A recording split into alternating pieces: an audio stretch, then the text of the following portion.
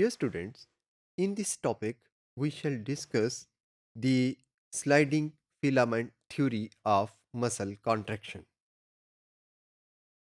This theory was presented by H. E. Huxley and A. F. Huxley in 1954.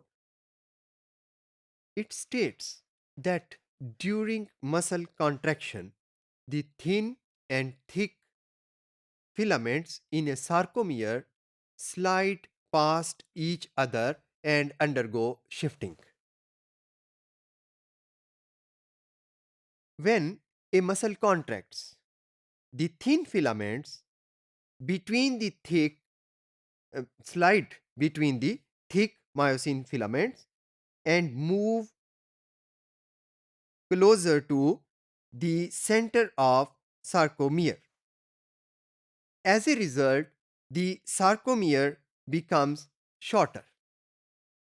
That is, thin filaments slide past the thick filaments. As a result, the length of sarcomere is shortened.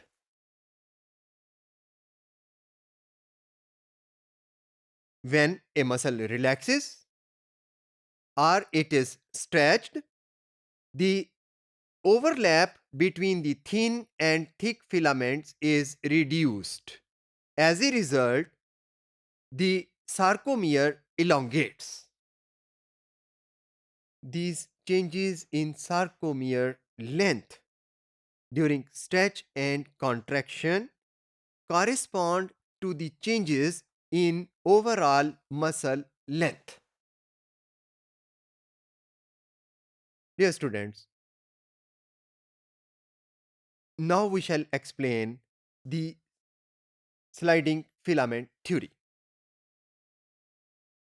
Actually, in the relaxed muscle fiber, the thin and thick filaments overlap only at a small region of a band. When sliding begins, there is formation of cross bridges between the thick and thin filaments due to the myosin heads binding with the actin protein at specific sites. During contraction, the A band maintains a constant length. A band जो है ये अपनी length को maintain रखता है, ये कहीं पे मूव नहीं करता और इसकी जो ओवरऑल लेंथ है वो कांस्टेंट रहती है. लेकिन कॉन्ट्रैक्शन के दौरान में आई बैंड और एच जोन शॉर्टर हो जाते हैं क्योंकि ये स्लाइड पास्ट कर जाते हैं और उस एरिया में चले जाते हैं जो ए बैंड का जोन है. लिहाजा आई बैंड मुख्तसर हो जाता है और एच जोन इसलिए छोटा हो जाता है कि वहां पर सिर्फ मायोसिन फाइबर्स थे, लेकिन अब उस रीजन में भी थिन एक्टिन फाइबर्स एंटर हो जाते हैं. इसका ओवरऑल इफेक्ट चूंकि शॉर्टनिंग ऑफ सार्कोमियर है, इसलिए जो दो सक्सेसिव जी लाइंस होती हैं वो एक दूसरे के करीब आ जाती हैं.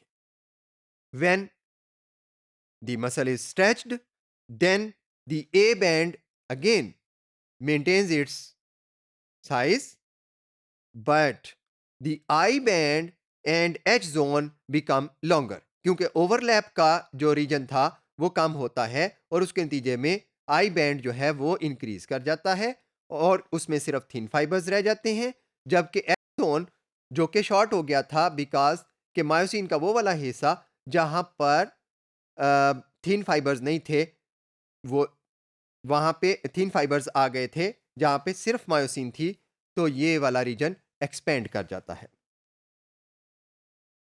Dear students, in all this phenomena or all this process, neither the myosin thick fibers nor the actin thin fibers actually reduce or become shorter in their lengths.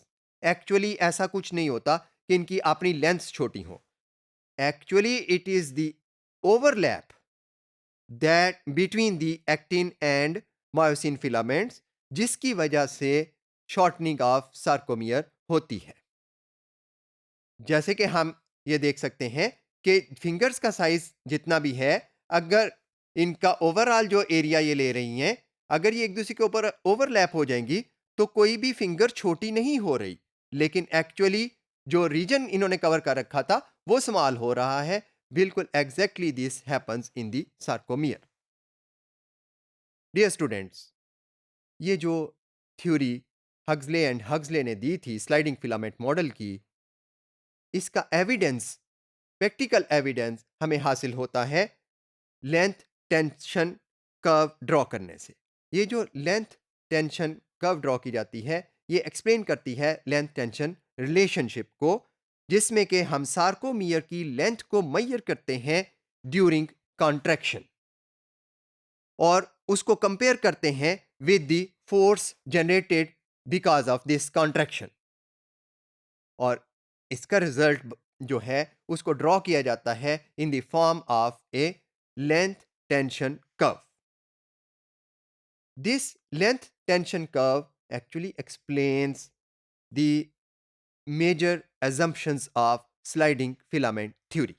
Dear students, we can see here a length tension curve. We shall explain the major points of this curve. You know that the tension produced by the muscles is maximum when largest number of cross bridges are formed between actin and myosin. These cross bridges form due to the overlap of thick and thin filaments. तो जिस वक्त thick और thin filament में maximum cross bridges बनते हैं, उस वक्त जो टेंशन है या कॉन्ट्रैक्शन है वो मैक्सिमम होती है। Tension is reduced with increased length of sarcomere. जो सार्कोमियर बड़ा होता है, ये जो टेंशन है ये कम होती चली जाती है, क्योंकि थिक और थिन फिलामेंट्स का जो ओवरलैप है ये कम होता चला जाता है और कम क्रॉस ब्रिजेस बनते हैं। इसी तरह से ये जो मसल टेंशन है या सार्कोमियर की टेंशन है, it reduces with decreased length.